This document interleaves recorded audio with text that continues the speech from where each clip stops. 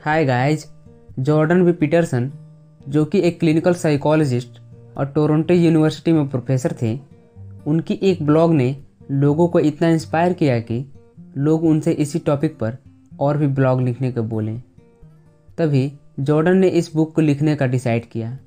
इस बुक में 12 रूल्स दिए गए हैं जो कि साइकोलॉजी, डिसिप्लिन और बिहेवियर, इन चीज़ों को बहुत ही सिंपल वे में एक्सप्लेन करती है। सो आज इस वीडियो में हम इस बुक के 6 लॉ को डिस्कस करेंगे। So let's begin.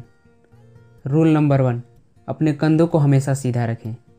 क्या आप भी अपने लाइफ में प्रॉब्लम्स और अनफेयर की वजह से परेशान हो जाने के बाद निराश होकर अपना सिर झुका देते हैं? शायद उस वक्त आपके कंधे और पीठ भी नीचे झुक जाते होंगे। बट ऑथर का कहना है कि ऐसा ज़्यादा देर तक करते रहने से आपके बॉडी में स्ट्रेस हार्मोन फ्लो करने लगते हैं एंड आप और भी ज़्यादा डिप्रेस्ड फील करने लगेंगे, जो बिल्कुल भी सही नहीं होगा। इसके बजाय आप अपने सिर को ऊपर की ओर रखें और साथ ही कंधे को एकदम स्ट्रेट करके गहरी सांस लें। तो इस पोस्चर के कारण आपके बॉडी में सेरोटोनिन लेवल इंक्रीज कर जाएगा, जो कि एक हैप्पीनेस हार्मोन है और जिससे आप बेटर भी फील करने लगेंगे। इवन सेरोटोनिन लेवल का इम्पोर्टेंस एनिमल्स में भी उतना ही है जितना ह्यूमंस में। एग्जाम्पल, जिन लॉबस्टर यानी केकड़ों में सेरोटोनिन लेवल ज़्यादा होता है, उनका शरीर लंबा, स्ट्रेच और ज़्यादा स्ट्रॉन्ग होता है, जिससे वो उनको ही ग्रुप का लीडर बनाते हैं और ज़्यादा पॉसिबिलिटी होती है कि वो ज़्यादा हेल्दी बच्चे पैदा कर सकें, क्योंकि फीमेल्स लॉबस्टर केवल स्ट्रॉन्ग लॉबस्टर की तरफ अट्रैक्ट होती है और उनसे ही मेट करती है। जबकि इसके अपोजिट जिन लॉबस्टर में सेरोटोनिन लेवल की काफ़ी कमी होती है, वे हमेशा लूजर्स होते हैं और जिनकी तरफ कोई भी लॉबस्टर अट्रैक्ट नहीं होती, और ज़्यादा पॉसिबिलिटी है कि ये ज़्यादा दिन तक सर्वाइव भी नहीं कर पाते हैं। सो इसलिए अगर आपको इन लॉबस्टर जैसे नहीं बनना, तो आपको हमेशा सेरोटोनिन लेवल को इंक्रीज करना पड़ेगा। और ऐसा आप अपने कंधों को स्ट्रेट करके और सिर को ऊपर करके गहरी सांस लेकर कर सकते हैं। रूल नंबर 2, खुद से उतना ही प्यार करें जितना कि आप दूसरों से करते हैं। हम में से मोस्ट लोग ऐसे होते हैं जो थोड़ा सा भी बीमार पड़ जाने पर डॉक्टर के पास चले जाते हैं, लेकिन जब दवाई लिख कर दी जाती है तो हम उसे ठीक से फॉलो नहीं करते और हम सोचते हैं कि दवा की क्या ज़रूरत है, छोटी सी ही तो बीमारी है, अपने आप ही ठीक हो जाएगी। बट जब हमारा पालतू जानवर बीमार हो जाए तो हम उनकी केयर अपने से ही ज़्यादा करने लगते हैं। ऐसा लगता है कि हमें अपने से ज़्यादा उनकी चिंता है। और बिल्कुल ऐसा ही होता है जब हमारा कोई फैमिली मेम्बर बीमार पड़ जाता है। हम तो उन्हें दवाई लेने के लिए भी फोर्स करते रहते हैं, लेकिन जब बात खुद की आती है तो हम इसकी परवाह ही नहीं करते। लेकिन हमें खुद से भी उतना ही प्यार करना चाहिए जितना कि हम दूसरों से करते हैं। हमें खुद की भी अहमियत समझनी होगी, खुद को बैड हैबिट से बचाना होगा और अपने फूड में हेल्दी डाइट को ऐड करना होगा और हमेशा कुछ न्यूज़ सीखते रहना होगा। और हाँ, इसकी शुरुआत आप अभी से कर सकते हैं इस चैनल को सब्सक्राइब करके, जहाँ आपको ऐसे ही वैल्यूएबल नॉलेज सीखने को मिलेगी जो आपको और आपकी लाइफ को भी बेटर बनाएगी। रूल नंबर 3, ऐसे लोगों से दोस्ती करें जो आपका हमेशा अच्छा ही सोचते हैं। ऑथर का एक बेस्ट फ्रेंड था जिसका नाम एड था और जो बहुत ही इंटेलिजेंट और स्मार्ट था, बट साथ ही वो गुस्सैल और नेगेटिव सोच वाला आदमी बनता जा रहा था। कुछ टाइम बाद जॉर्डन ने कॉलेज ज्वाइन कर लिया और एड ड्रग्स का गुलाम बनता गया। उसकी फ्रेंडशिप ऐसे लड़कों से होती गई जो कॉलेज में ड्रॉप आउट थे और साथ ही वे जंकी टाइप्स के आदमी थे। एक दिन एड ऑथर से मिलने उनके पास आया। उसके साथ उसका दोस्त कार्ल्स भी था, जो कि दोनों ड्रग्स के नशे में इतने चूर थे कि उनको ठीक से खड़ा भी नहीं होने बनता था। उसकी हालत दिन पर दिन बदतर होती जा रही थी। वह सिर्फ ऐसे लोगों के साथ रहता था जो नशा करते थे, आलसी थे और जिनकी लाइफ का कोई भी पर्पज नहीं था। बट एट लास्ट, क्या आप भी ऐसे लोगों से फ्रेंडशिप करना चाहेंगे जिनकी लाइफ में कोई पर्पज नहीं? वे अपनी लाइफ ऐसे ही बर्बाद कर देते हैं और आपकी लाइफ को भी ऐसे ही बर्बाद कर देंगे। अब डिसाइड आपको करना है कि आपको इन लोगों के साथ रहना है या फिर आप ऐसे लोगों के साथ रहना चूज कर सकते हैं जो आपको लाइफ में आगे बढ़ने के लिए इंस्पायर करें और जिनकी सोच पॉजिटिव हो। अच्छे लोगों के साथ फ्रेंडशिप करने से आपके लाइफ में मीनिंग ढूंढने में आपकी हेल्प करेगी। रूल नंबर 4 है, अपनी लाइफ को दूसरों से कंपेयर ना करें। एक दिन एक कौवा था जो अपनी लाइफ से सेटिस्फाई था और काफ़ी खुश भी था। लेकिन तभी उसने हंस को देखा जो बहुत ही खूबसूरत था और उसने सोचा कि ये कितना खूबसूरत है और मैं क्यों नहीं। उसने हंस से जाकर ये सारी बात बताई। हंस ने कहा, मैं भी पहले यही सोचता था, लेकिन मैंने एक दिन तोते को देखा जो कि वो काफ़ी खूबसूरत था। और तभी कौवा वहाँ से उड़ा और तोते के पास जाकर यही सेम बात बताई।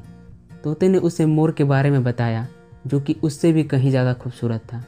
तभी कौवा उड़ा और मोर को ढूंढने लगा और आखिरकार मोर उसे एक चिड़ियाघर में मिला।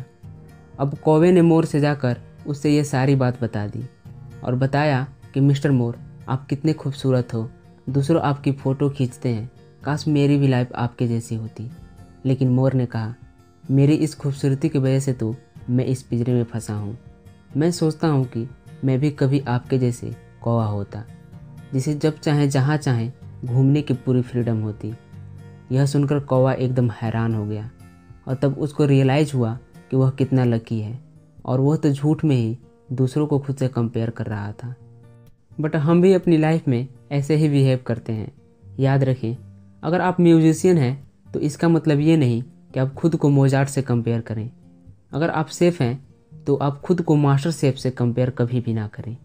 आपकी भी कुछ यूनिक स्किल्स हैं। क्या हुआ अगर आप उनके जैसे नहीं हैं, लेकिन आप उनसे कम भी तो नहीं हैं। इसलिए खुद को दूसरों से कंपेयर करने के बजाय आप अपने आप की तुलना करें कि आप कल कौन थे और आज आपका कितना विकास हुआ है। इसलिए खुद को दूसरों से कंपेयर करना अपने अंदर नेगेटिविटी डेवलप करने जैसा होगा। रूल नंबर 5 है, हमेशा सच बोले या फिर एटलीस्ट झूठ ना बोले तो ही बेहतर है। जब जॉर्डन अपनी वाइफ के साथ एक छोटे से अपार्टमेंट में रहते थे तो उनके पड़ोस में एक शराबी था जिसका नाम डेनिस था। वह इतना ज़्यादा शराब पीता था कि कभी कभी 2 दिन में ही 60 बोतलें पी जाता। जब उसके पास पैसे ख़त्म हो जाते तो वह जॉर्डन के पास कोई ना कोई चीज़ ज़रूर बेचने की कोशिश करता था। इवन वह टीवी हो या फिर ओवन हो, वो कुछ भी बेच सकता था। लेकिन उनको इस सब बात से बड़ी परेशानी होती थी। वह उसे ना भी नहीं बोल सकते थे क्योंकि वह उसके फीलिंग्स को हर्ट भी नहीं कर सकते थे। लेकिन जॉर्डन इस सबसे तंग आकर एक दिन सच बोलने का फैसला किया। उन्होंने डेनिस को सीधे बोल दिया कि अब उससे वह कोई सामान नहीं खरीदेंगे और उसे यह सब छोड़ना ही होगा। यह सुनकर डेनिस बहुत समय तक खामोश खड़ा रहा। उसने राइटर के बातों में बहुत ही सच्चाई देखी। फिर कभी उसने जॉर्डन को तंग नहीं किया। अब वो ऐसा लग रहा था कि बदल चुका है।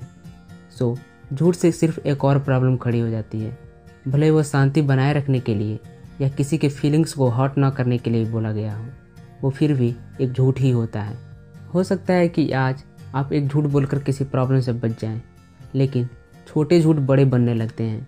झूठ बोलते बोलते ये आपकी हैबिट बन जाएगी और आपकी सोच को भी ख़राब करने लग जाएगी। लेकिन याद रखें, सच कभी नहीं छुपता और जिस दिन वो सामने आता है वो हमारी लाइफ को और भी ज़्यादा मुश्किलों में डाल देता है। इसलिए सबसे अच्छा होता है कि डायरेक्टली सच बोल दिया जाए। रूल नंबर 6 है, दूसरों की गलतियाँ निकालने से पहले खुद की गलतियाँ पहले सुधारें। एक दिन एक औरत अपने बच्चे के ज़्यादा मिठाई खाने की आदत से परेशान होकर उसको गांधी जी के पास लेकर जाती है क्योंकि वह बच्चा गांधी जी को बहुत ही मानता था। वहाँ जाकर वह औरत गांधी जी को सारी बात बताती है। इस पर गांधी जी बोलते हैं कि वह अपने बच्चे को लेकर कुछ दिन बाद आए। तब वो औरत मान जाती है।